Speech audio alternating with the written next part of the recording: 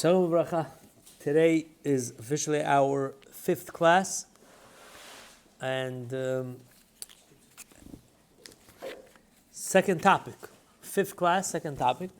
It's called "What Makes Two People Right for Each Other." Right. This is something that I think it's very important to see. Ma'amarei Chazal, different psukim, different gemarot, in terms of what makes two people right for each other. This is a very important topic because when a person going out, or even when a person is married, he wants to know. I mean, obviously, when a person is married already, that's it, you know. But you want to know, how do you search? Am I the right one? Is she the right one? Or if I'm not the right one, how do I make myself? Can I make myself the right one? No, good. We're gonna have. This is your packet, yes. Open it up. Today's class is Rafua Shlema, Rabbi Rafael Eliyahu ben Raya Rachel. And for all the singles to find their soulmates. B'ezrat Hashem. Oh, that's a very nice sponsorship. So it says like this. We're going to open up to page 1. Gemara Masechet Kiddushin. Very famous Gemara. It's a very famous Gemara. Gemara Masechet Kiddushin. Masechet Kiddushin daf Chavtet Amud Bet. There's a famous Mishnah. Kol mitzvot haben al ha'av anashim chayavim v'nashim pturot. Kol mitzvot ha'av al haben echad anashim v'echad nashim chayavim. Basically, the whole Mishnah over there discusses all the mitzvot that is on the father to teach his son. And one of the mitzvot is, if you see where I underlined, Tanu Rabbanan, Ha'av chayav bivno lemulo v'livdoto u'lamdo Torah u'lasio isha u'lamdo manut. These are the obligations that a father is obligated to teach his child. What are some of the obligations that a father is obligated to teach his child? The Braita says, father is obligated to do Brit Milah on his son. Why? Because the son is a baby, so he can't do Brit Milah himself. So whose obligation is it? It's the father's obligation, right? There's a whole discussion about the Brit Milah of the wife of Moshe, Tzipporah. What happened when whatever it was took Moshe Rabbeinu and wanted to kill him? Why? Because he delayed on the Brit Milah for his son. What happened? Tzipporah took, and there's a whole discussion, is her Brit Milah considered good or not? The Gemara wants to say, I believe it's the Gemara, that from the fact that the whatever it was, let go, we see that a woman is able to do Brit Milah for her son. But over here the Gemara says, no, it's an obligation on the father. He has to do Brit Milah for his son. He has to redeem his son, livdoto, pidyon haben, ulamdo Torah. You have an obligation to teach Torah, ulasio isha. Father has an obligation to teach his child Torah. The fact that parents today fathers give their child to yeshiva. Yes, take the packet. Take the packet. This is all Ma'areh Mekomot. This is all text-based class, so that you look inside here, so that you'll be able to follow along. So today, when a father sends his child to yeshiva, he's fulfilling the mitzvah that it says in this Braita. You have a mitzvah to teach your child Torah. Technically, it's your mitzvah. You don't have time because you're busy. So what do? You send your child to yeshiva. In a way, it's the best thing. Why? Here we are complaining, tuition, how much I have to pay for my child. But in a way, if you think about it, I'm really supposed to do this mitzvah. It's my obligation. The question is, how do I do it if I'm at work all day? How do I teach my child Torah? So Baruch Hashem, we have a yeshiva. I pay the Rabbi. It used to be like this. Person used to invite a Rabbi to their house to teach their child Torah. They would pay him privately. That's how it was for Dorot, until this concept of yeshiva came, where actually many kids could come and cheder and learn, and the Rabbi teaches. And it says, Ulasio isha, father is obligated to marry off his son. It's an obligation of the father to marry off his son. Ulamdo umanut, and to teach him a profession. It's a famous Gemara, Masechet Kiddushin, Daf Chavtet Amud Bet, if you want to know. And therefore you're seeing it yourself. You have an obligation to teach your child umanut, a profession. Is that profession thing? Is like they say you have to teach your son how to swim? Yeah. Is that a profession? No. One of the things the Mishnah also says is to swim. So separate here, V'yesh lomar, that's the V'yesh omrim, yes, af lashito b'mayim, even to teach him how to swim in the water. There's a whole explanation of what that means, lashito b'mayim. But simple, Rashi says, af lashito ben nahar, Rashi says ben nahar, in a river, shema yifrosh besfina v'tidba v'yistaken im en yodel lashut. Basically, yeah, maybe chas v'shalom, you're going to be in a sakana, you're going to somehow fall into water and you don't know how to swim. Why is this specifically this topic?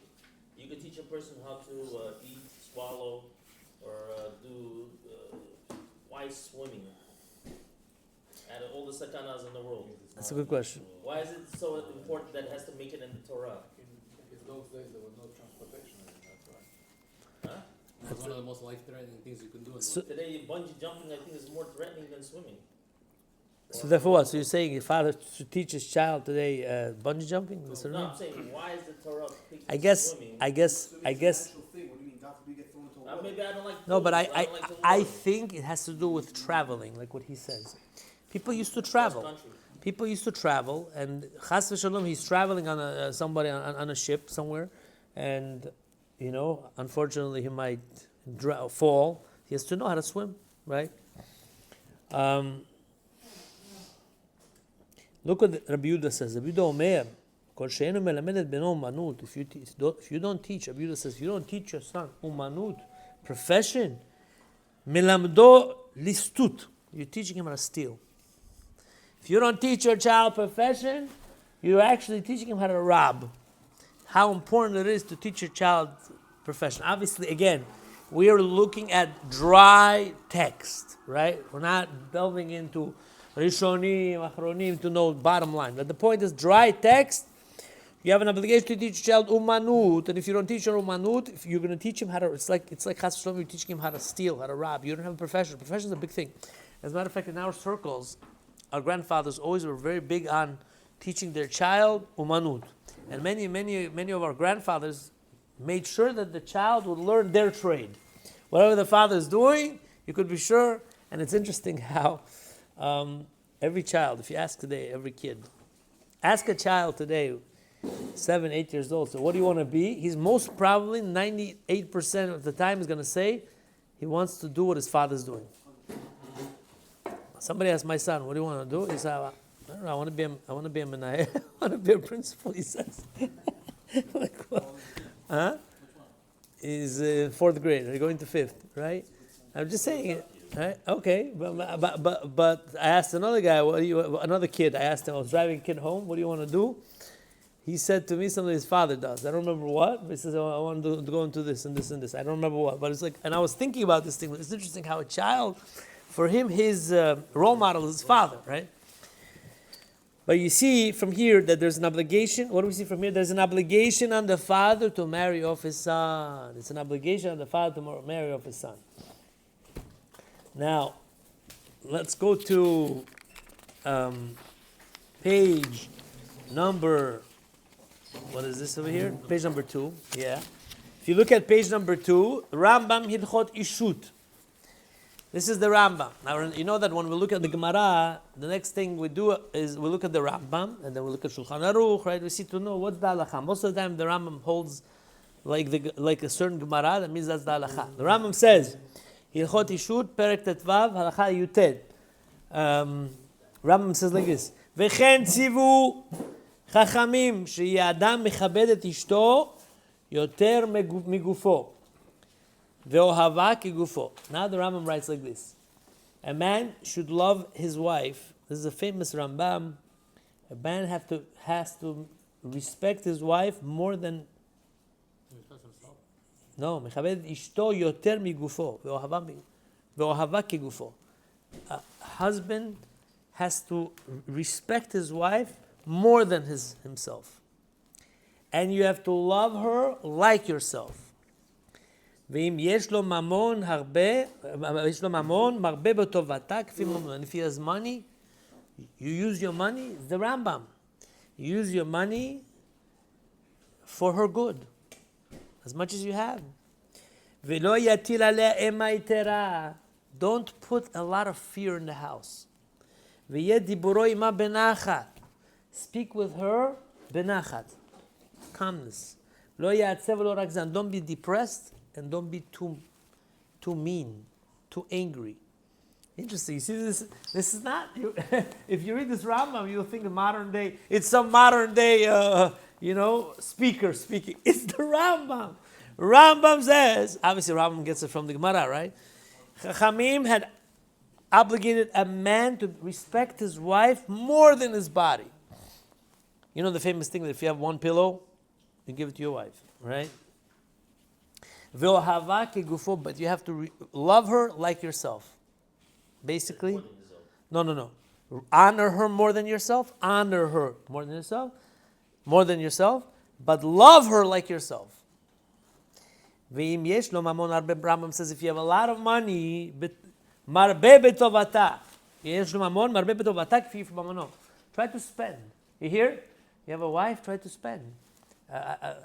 Truth is, it's being recorded, and I think women are going to hear this. You see? You see, that's why I don't want ladies. That's why I don't want ladies sitting here. You know, I don't want ladies sitting here. Today's ladies, they spend themselves. They take their own liberty to do that on the road. Rabbi says top. Right? Yeah.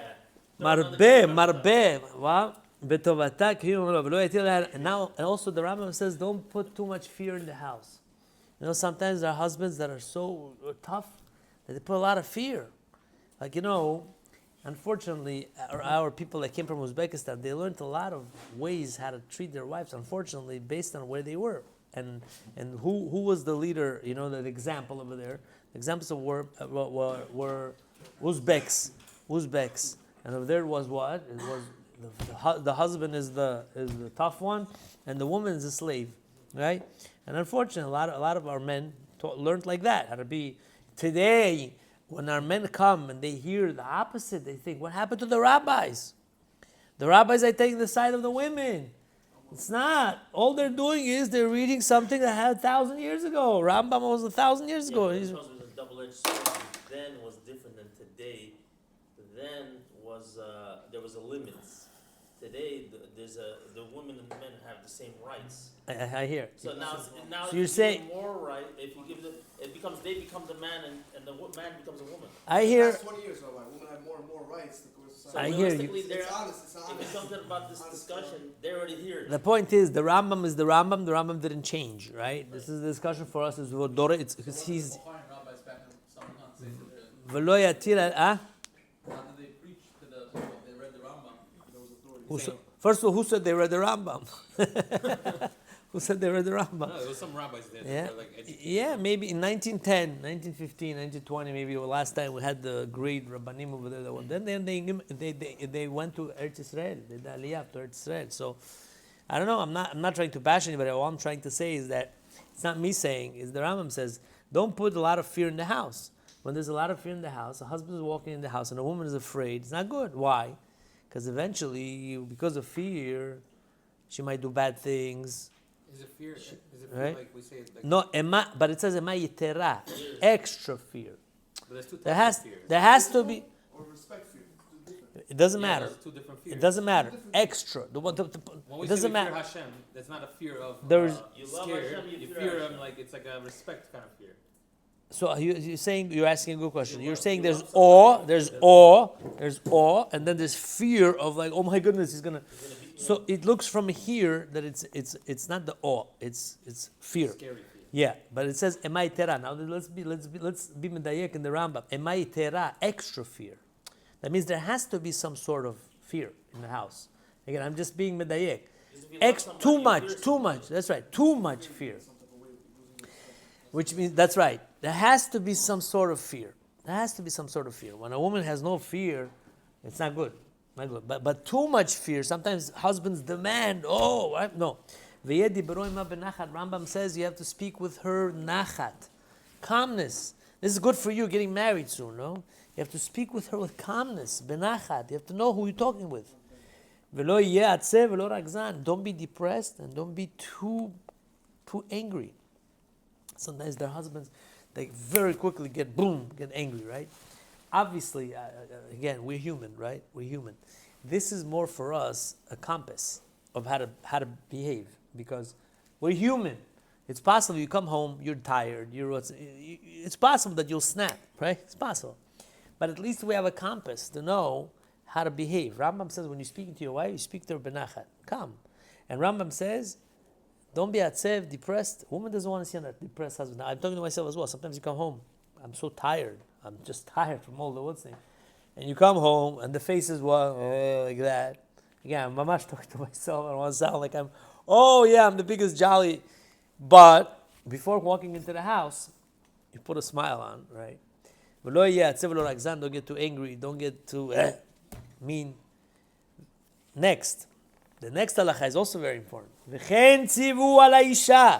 Chachamim also obligated the woman. If women are here, listen. A woman should respect her husband really much. She has to fear him. She has to fear the husband. You hear? All her actions should be done according to his mouth. Yes, my husband. And by the way, as a matter of fact, between me and you, if women will know their role and men will know their role, there's going to be tremendous shalom bayit and harmony. The problem today is there's a misbalance. Men don't know their role and women don't know their role. Over here, the way the Torah is telling us that men are obligated to mechabet, to respect your wife. You have to give her to her more than yourself. More than yourself. Now, can you imagine two people that act this way? You tell me they're going to have shalom bayit problems? If a man respects his wife more than himself, right? He has 1 cup of water, he gives it to her. We're walking outside and it's very cold, right? You take your jacket, you give it to her, and you honor her. You think that she's going to have a problem with you? I'm just saying. Maybe, or maybe not. And the other way around, if a woman is going to be mechaber her husband, it says over here, V'chen tzivu ala isha tiyeh mechaber ba'ala biyoter midai. A woman should respect her husband yoter midai, really much. V'yeh aleh mora mimenu, she should fear him. V'taseh kol ma'aseh al piv. She should do all the things according to what he says. By the way, I don't want you to just quote this one. You know the rabbi said? Everybody's going to go home now. You know what the rabbi said? The rabbi said you have to fear me, right? No. You have to also tell them the first halakha. That's right. In her eyes, he should be like a prince. It's the Rambam. Okay, if somebody wants to know, Shiur, show the Rambam. The Rambam says, a husband should be like a prince, like a king in her eyes.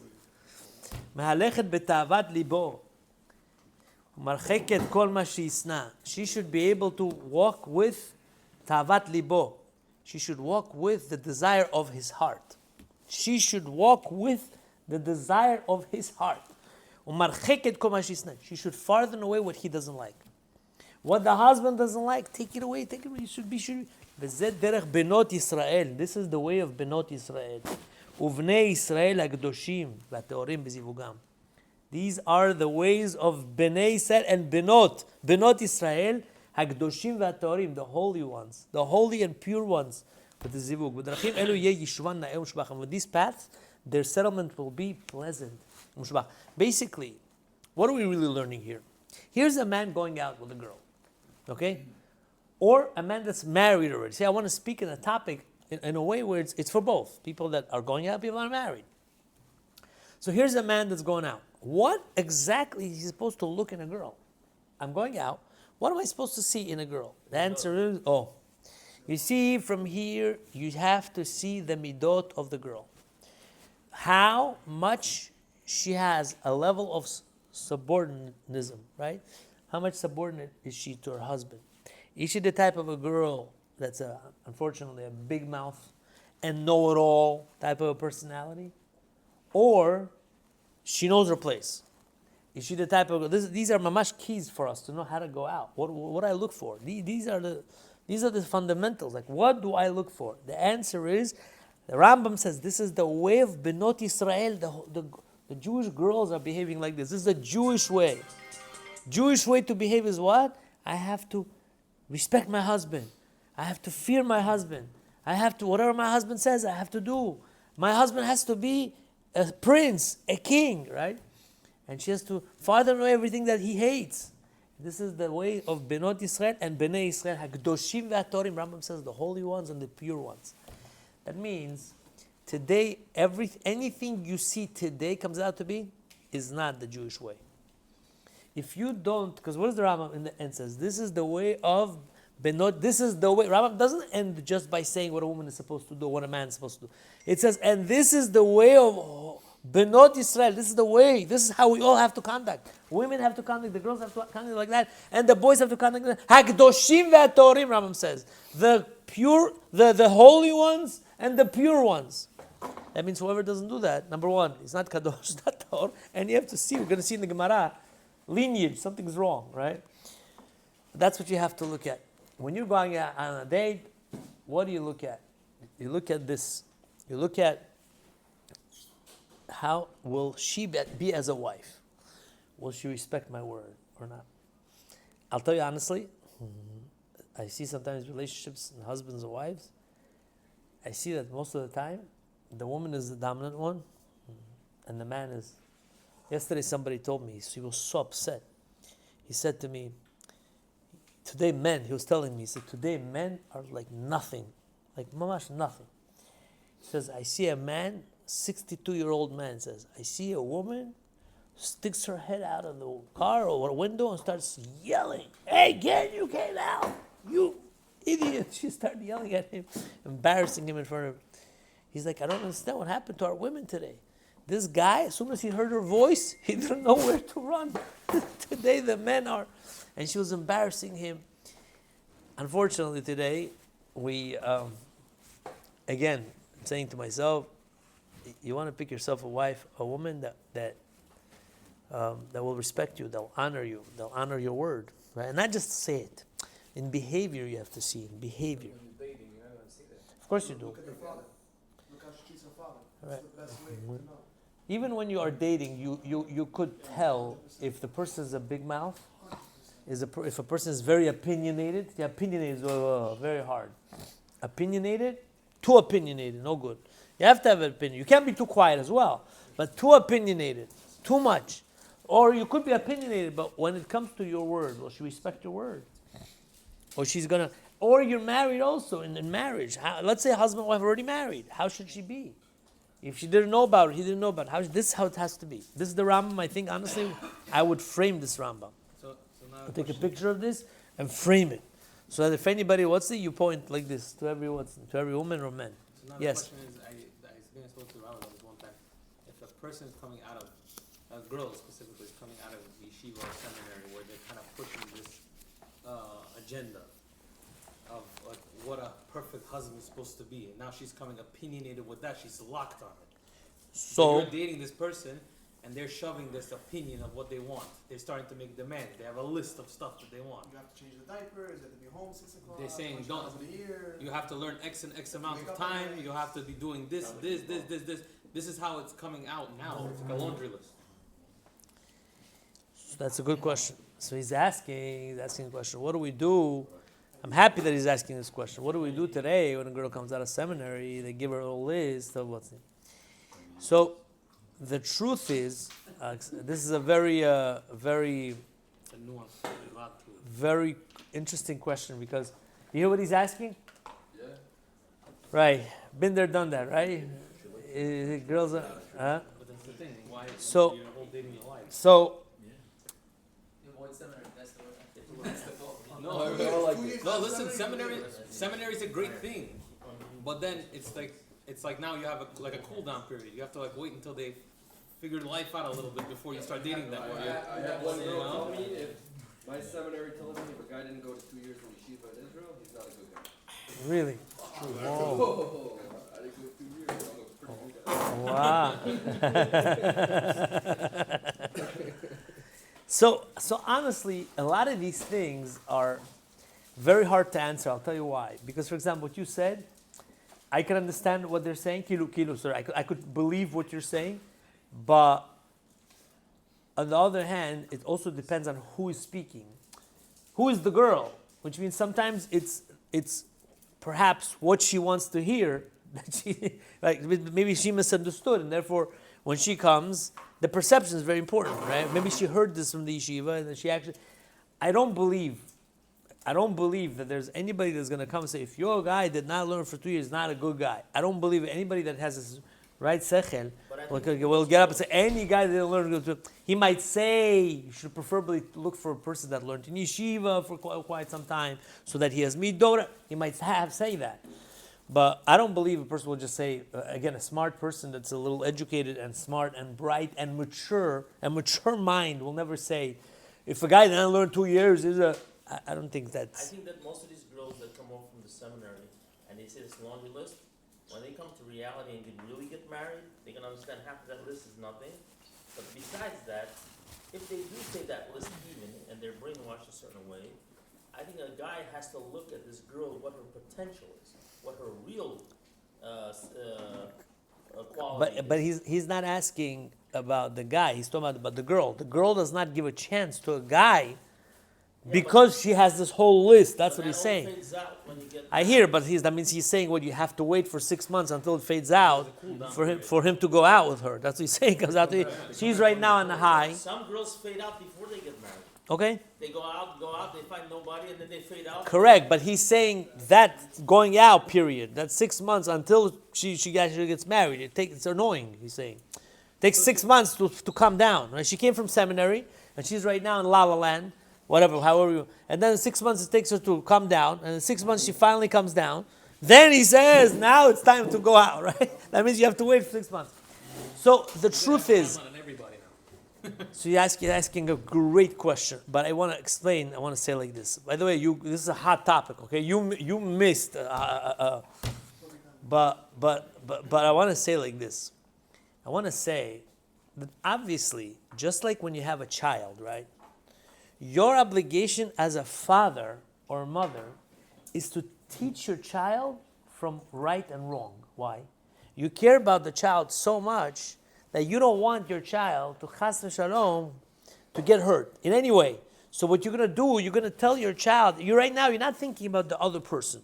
You're thinking about your child, and you want to give him lechatchila. You don't want to give b'di'evet to your child. You want to teach your child lechatchila. My dear son, when you're going to go out, make sure, like I have a child, right? I have my child. When you go to school, make sure nobody touches you and make sure that...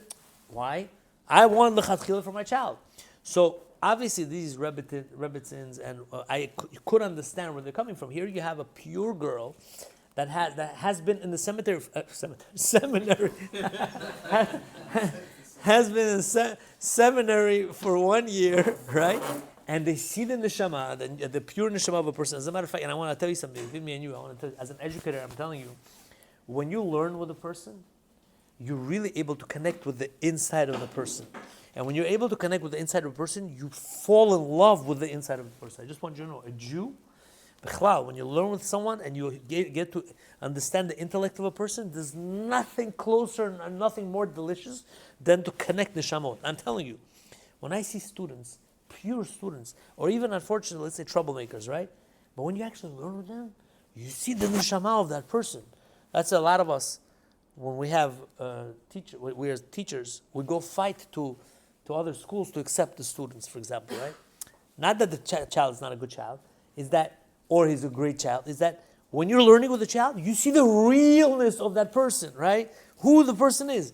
It's the same thing over here. When you're a seminary mechanechet, right? You see a pure girl. You see a girl that's yearning and wants to. So of course you're going to want to say lechatchila, just like you as a father would tell lechatchila to your child what to do. You as a Rabbi, as a melamed and mechanechet, you're going to want to tell your student what the best thing to do. However, obviously we as educators, we have to be very careful that when we speak to our students, we have to guide them. Like when my students, I have people call me, here's a guy, 31 years old, has never been married, never went out. Or a girl, 31 years old, never. And she's saying, I really want a guy that is like, he learns Torah, and I said, hey, I have a great guy for you, right? Who has midot like, you're 31 years old. If you be 22, 21, 23, 25, okay, you could say start picking. You're 31 years old, right? Your time is ticking. If I'm telling you there's a great guy over here that's going to treat you like a queen, he doesn't learn as many hours as well. He's not, he's a great guy. But the point is, it depends on the person, depends on the age, depends on everything.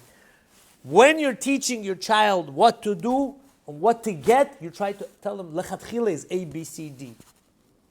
So those seminary rebbitzins, they obviously want to teach what is lechatchila. Now, if you can't get lechatchila, you get b'diavad. But you are correct. A lot of what I see is a lot of our rebbitzins that teach the girls. I'm not sure how much they're connected with the actual Amcha community. I'm talking about especially, let's say, Ashkenazi, and again, nothing against Ashkenazi, but I'm saying, let's say you have an Ashkenazi mechanechet who is teaching a Sephardic girl, for example, or vice versa, right? And she doesn't know the culture so much, where the girl is coming out to. So here you have a Bukharian or Sephardi girl that comes from a really like Bukharian home. All of a sudden she comes to this Ashkenazi place, which is a great place, and they did a great job, but now she's completely like in that world. She's coming to the world that is not that world, right?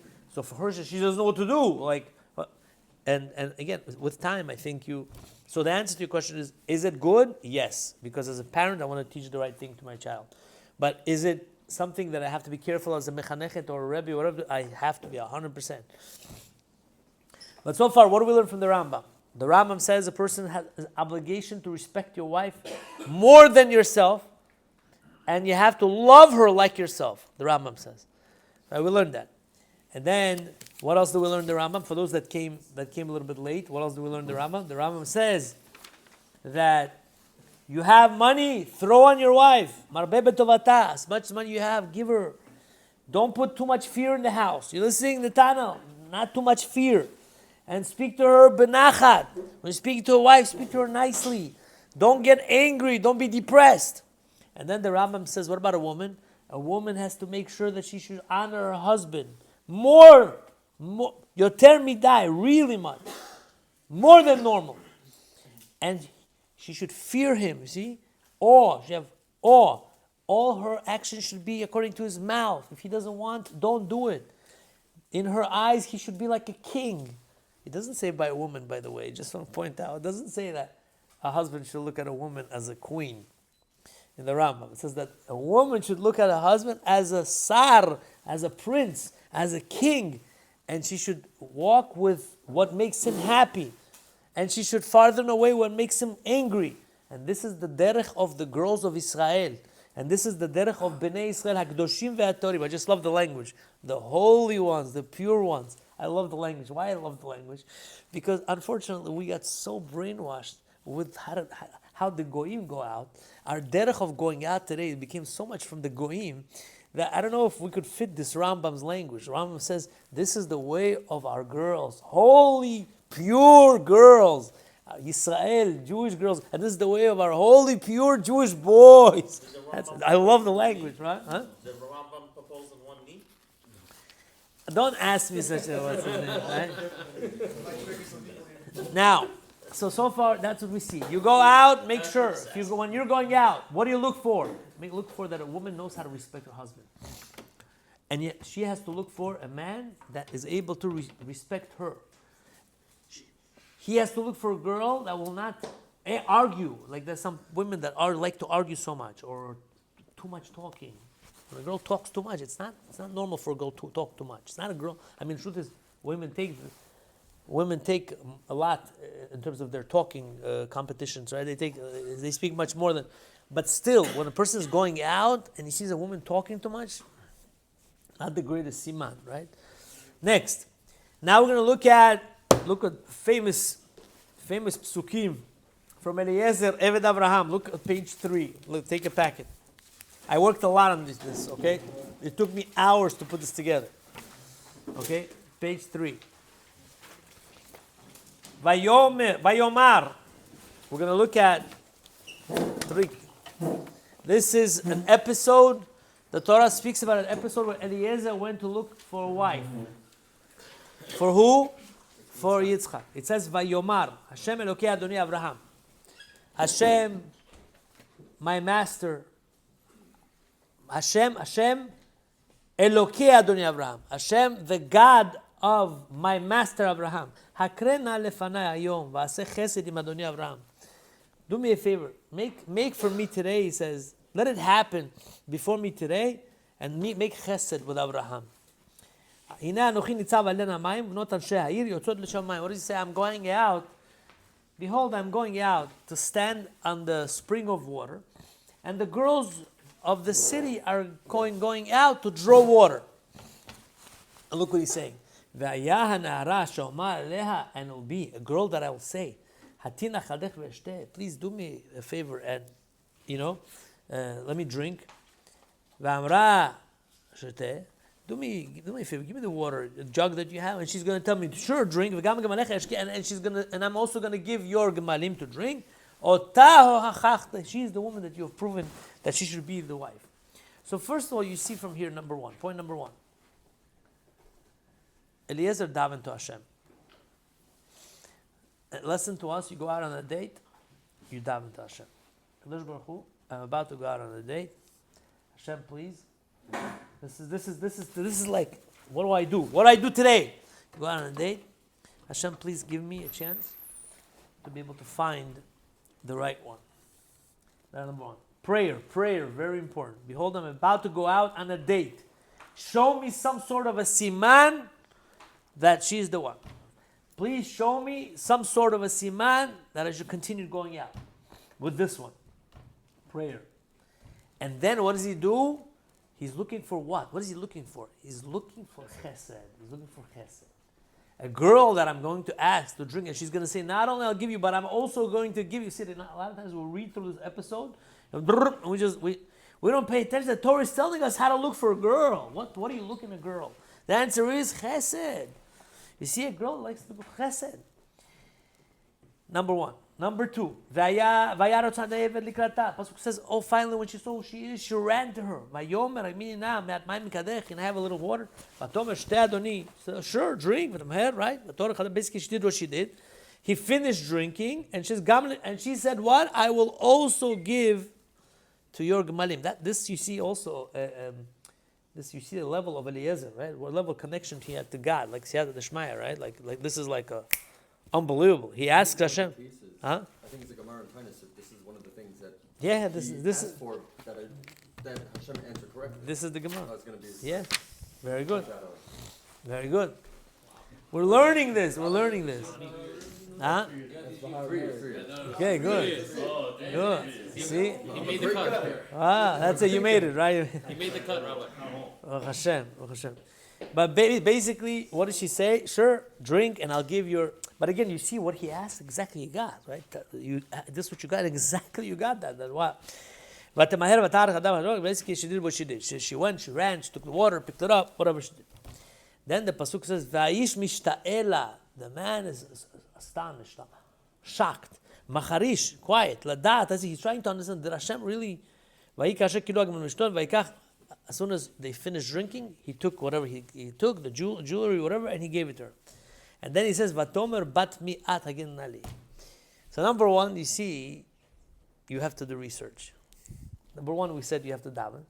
Number two, you have to check you have to check chesed, but you also have to see research. Because after he saw this, he started asking, "No, who are you? Whose daughter are you? Whose daughter are you?" Hagin nali, hayesh bet avich makom lanu. Vatomer elav bat betuel. So she said, "You know what? I'm the daughter of Bat Betuel. I'm this and this." She starts giving him a whole thing. And she starts inviting him. Yeah, sure, I have.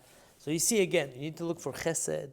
You have to look for a girl. You have to see who she is, who her father is, her mother is, where she comes from. Investigation. So I put in the bottom, tefillah, midot, and investigation. Before you go out on a date, ask yourself, Hashem, please, Hashem, help me. I'm going out right now. I don't know if she's the right one. Give me siman to see that she's the right one. You'll see. It would be nice if we try this and actually we see it happen. Wow, it works, huh? It works. Very good. See, here's a guy that. Tested the Okay. Now speaking about Masechet Ta'anit. Page 4. Look at page 4. Exactly the Gemara that said, that he brought down. This is the Gemara. Masechet Ta'anit, Daf Daled Amud Aleph. Look what the Gemara, page 4 over here. The Gemara says, Amar Reb Shmuel bar Nachmani, Amar Rabbi Yonatan. Listen to this. Reb Shmuel bar Nachmani says, in the name of Rabbi Yonatan, Shlosha sha'alu shelo kehogen. 2 people asked Hashem something not appropriate, not the proper way. You don't ask Hashem this way. It says over here, 3 people. 3 people asked Hashem something and they did not ask correctly. Lishnayim v'shivu kehogen. 2 of them, Hashem answered them the right way. Even though they asked not appropriate, not the right way, Hashem answered them the right way. Le'echad hashivu shelo kehogen. To one of them, he answered not correct. Ve'eluhen, who are the 3 people that asked Hashem something not appropriately? Eliezer Eved Avraham. Eliezer, the son of Avraham. Famous Gemara. What did he say? Ve'Shaul ben Kish, Shaul the son of Kish, Shaul the king. Eliezer Avraham, Shaul the king. Ve'iftach HaGiladi, Yiftach HaGiladi. This was one of the generals. Eliezer Eved Avraham. Where do we see Eliezer Eved Avraham? What does he say? Same thing over here. Vayanara. What does he say? Any girl that will tell me, Asher Omar Aleh, that I will tell her, Hatina kadech ve'eshteh, please take your jug, give it to me, let me drink. How do you say such a thing? How do you say such a thing? Yachol afilu chigeret. It's like an ultimatum to Hashem. You're saying they have to have But that's not the problem. The problem is not that. But what if the girl is a limp? A limp. Because that means according to him, he's not looking for health. He's not looking for how beautiful she is, right? That's another thing, by the way. Another thing you point out. He's not looking at beauty. He's looking at if a girl, I'm going to tell her, give me this, and she says, sure, I'll give you, and she's balat chesed, she's the one. What if she's a chigeret? How do you ask such a thing from Hashem? What if she's a limp? So he asked Hashem something incorrectly.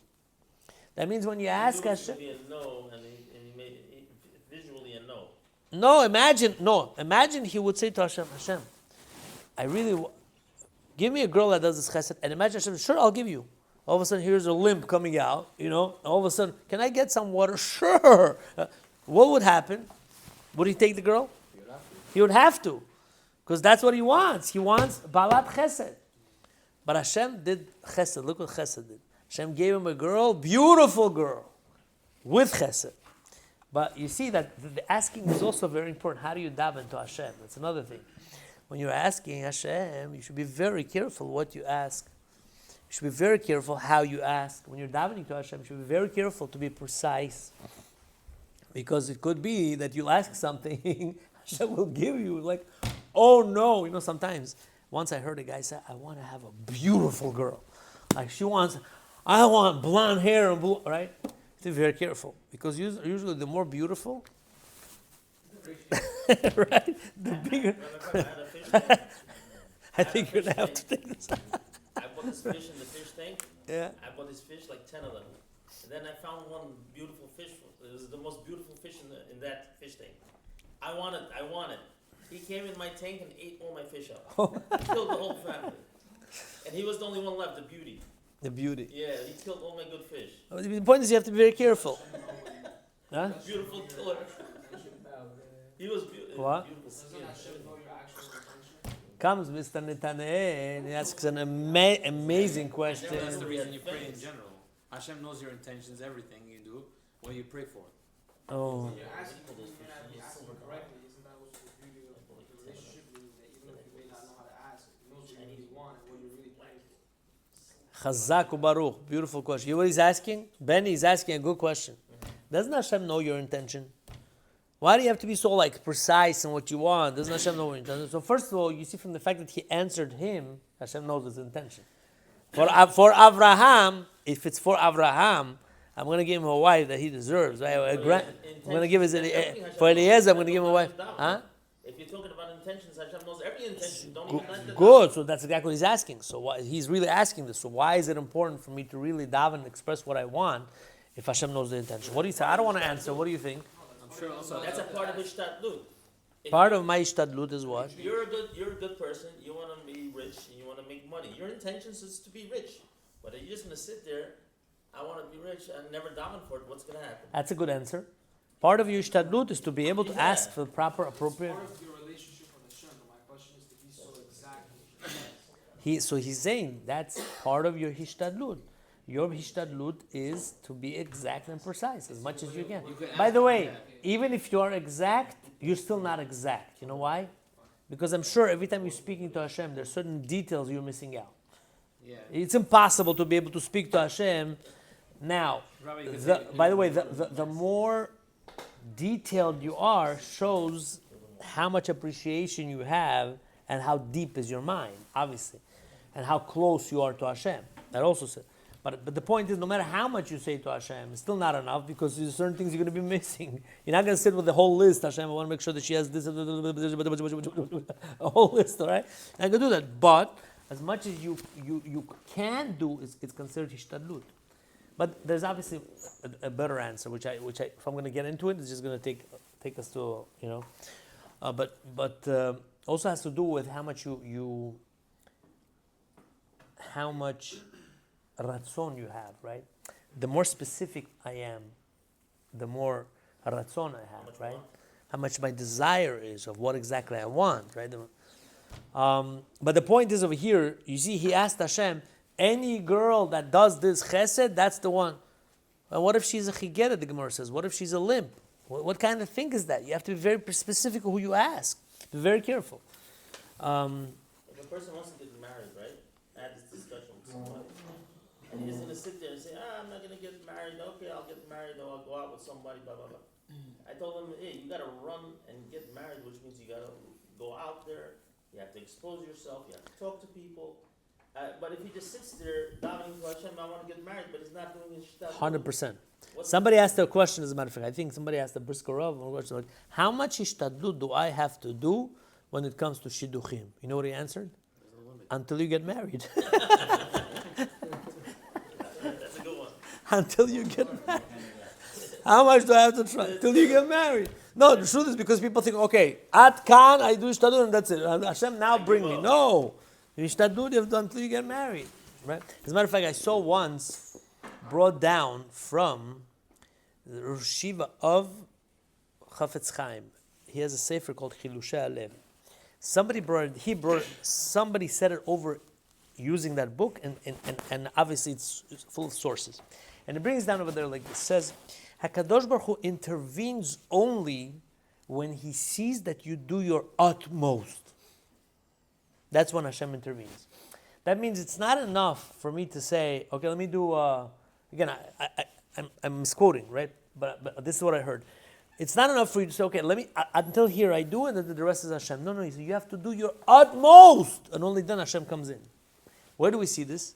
We find this by, I mentioned this on Shabbat, on the Shabbatot also. We find this by Nachshon ben Aminadav, right?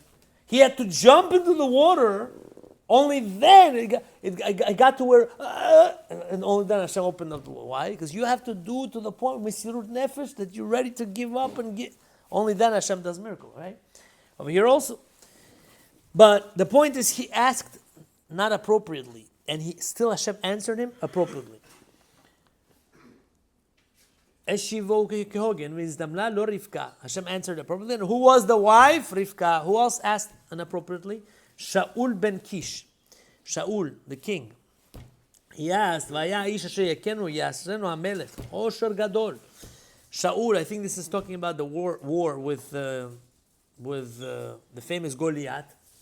What does Shaul say? Any man that will strike him, I will make him very rich. Osher gadol ve'et bito yiten lo. He'll give him his daughter. Any man that will strike this Goliath, I'll give him my daughter, I'll make him rich.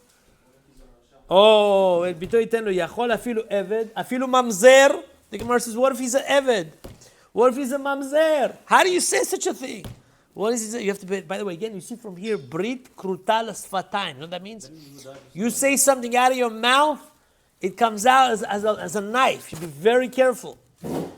Be very careful. Watch what you say. So because even if Hashem knows what, you have to be very careful because you have a peh koach in your mouth. Didn't Yehuda say something like that where he said he's going to give his kids? That's what Reuven said. That. You could Yeah, kill also. somebody with your mouth too. You could kill somebody if you say the wrong thing. 100%.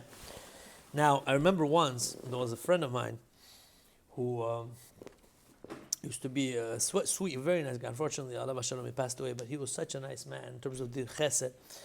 But every time he had a mouth, curse, every time cursing. Every time he would see somebody that's not, what's the name? Cursing. And he went to a mikubal once. Rav looked at him and said, he says, you have such a power in your mouth, is you have to stop cursing. The Rav told him this in his eyes. He almost fainted. He said, how do you talk? The Rav told him in his eyes, you have such a power in your mouth, but every time you curse somebody, actually something happens to those people. You don't know. We don't see what happens, but you have no idea how much power a person has. But the point is, you see, he asked any person that will come and strike Goliath, I'm going to give him my daughter. And what if that person is a mamzer? But Hashem answered him the right way. Who was that? David HaMelech. David comes and knocks him. Even though he didn't want to give it either. Huh? He didn't want to give him either. And he didn't want to give, and then he didn't want to give him, right? But the point is, you see from here the importance of making sure that you ask Hashem correctly.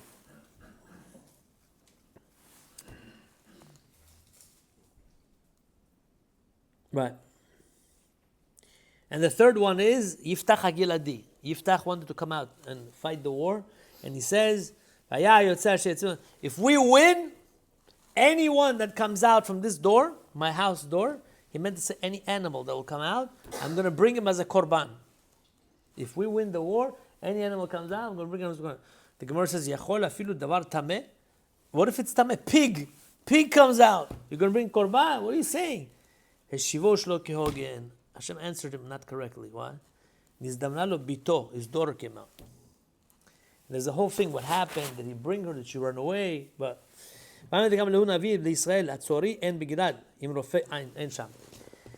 basically, this is a famous Gemara. What do you see from here? When you're davening to Hashem, make sure precise. You daven to Hashem precise. And when you're precise, exactly what you want, you make sure that you daven and you look for balat chesed. You see, beauty is not what's the name? It is important, but that shouldn't be, like I told you once, I remember a person that was, I want beautiful, only beautiful.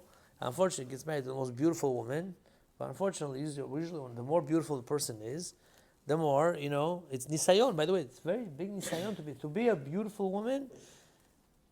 The famous Chovot al-Vavot and all the Baalei Musar say, as much as it is nisayon to be rich, so to be poor, it's nisayon to be rich. As much as nisayon to be not good looking, it's a nisayon to be very good looking. Very big test. Because the more good looking the person is, obviously it's important, but the question is how much importance do we put into it? The more good looking, the more midot that are not good come out. A person has, the more a person is rich, he walks on the street much different than the person that doesn't have so much money. You know what I mean? The more ego. The more a person is good looking, so then the more like you have to bow down to me, right? So you have to be very, very, very, very careful when you are looking. So far, what do we see from here? The most important thing that you look at, midot, chesed. You look at chesed. This girl is able to do chesed. But let's see 5. Next Gemara. The thing is, it's 9:03, and I really have to go. But let's see the Gemara again. 5. Tanu Rabbanan. Wherever it's marked. Rabbanan told us Maaseh benochri. There was a story with a goy. Nochri echad. Famous Gemara. Where is this Gemara?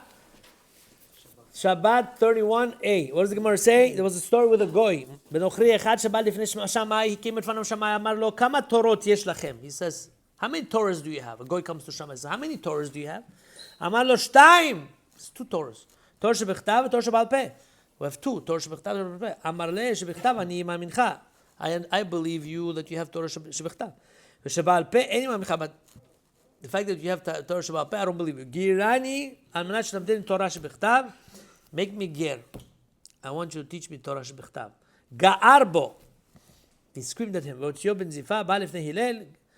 He comes in front of Hillel. Gerei yoma. He made him ger.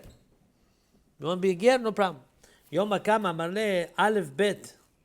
First day he says, okay, I'll teach you. Aleph Bet Gimel Dalet. First day he says Aleph Bet Gimel Dalet.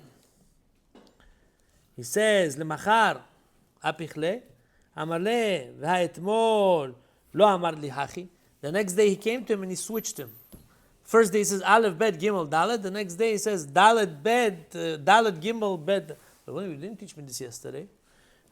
Hacha Mare, Lav Alai, Didi Kasamacht, Dal Pen Nami Samachale. He says to him, I don't understand. And how did you believe me the first time I taught you? Aleph, Bet, Gimel. Who taught you that? I did. So how did you know I was right the first time? He tried to teach him that the whole Torah is Aleph, Bet, Gimel, Da. He said, but yesterday you didn't teach me this, right? Yeah, but how do you know that even yesterday I taught you was right? It's through me that you learned. He meant to say to that the importance of Torah, but that's not what I want. The next story.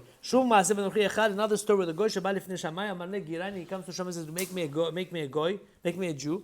Al Menat Shlamdeni Kol HaTorah Kula. I want to be a Jew so that you teach me the whole Torah. Please, please, please. Kshani Omed Al Regel Achat, when I'm standing on one foot. Dachafo. He should Ba'amat Habinyan Shebiyado. Basically, he shoved them away.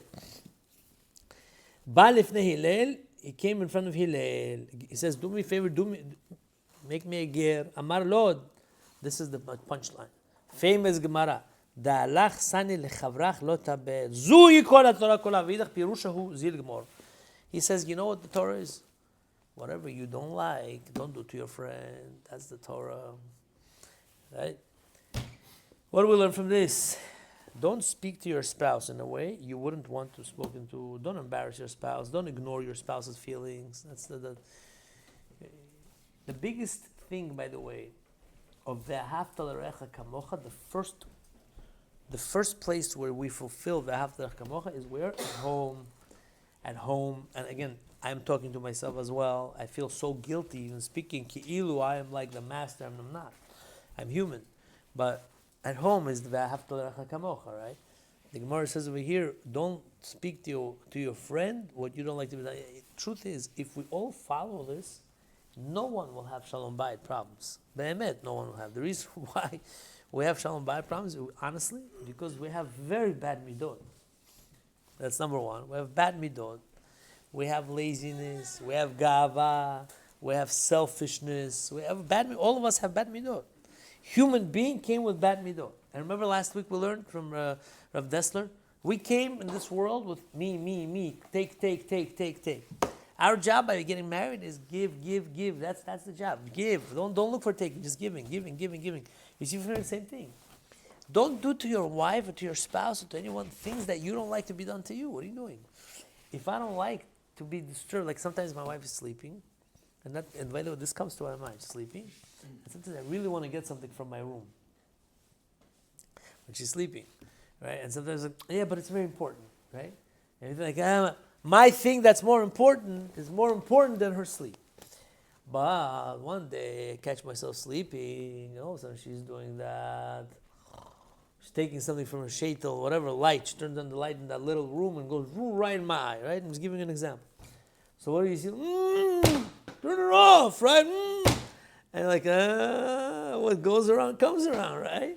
When you were taking something that I think is very important, you get exactly what you deserve, right? If I don't like to be bothered when I'm sleeping, what are you bothering the other person? You like it. See, you're smiling. You like it. Like it. We got up to this, midot number 5. We did not finish. It's a big shiur. But Bezrat Hashem, so far, let's recap. When you are looking for a wife or where you're living, the point is, what are you looking for and what do you need to do? Daven, midot tovot. But also, what is he saying over here? He's saying over here, ve'ahavta l'recha kamocha. Don't do to your friend what you don't like to be done to you. We're also learning over here that what? We're learning over here that a husband has to respect his wife, and a wife has to look at her husband like a king. That's how you look for a wife. Baruch Adonai, amen, amen.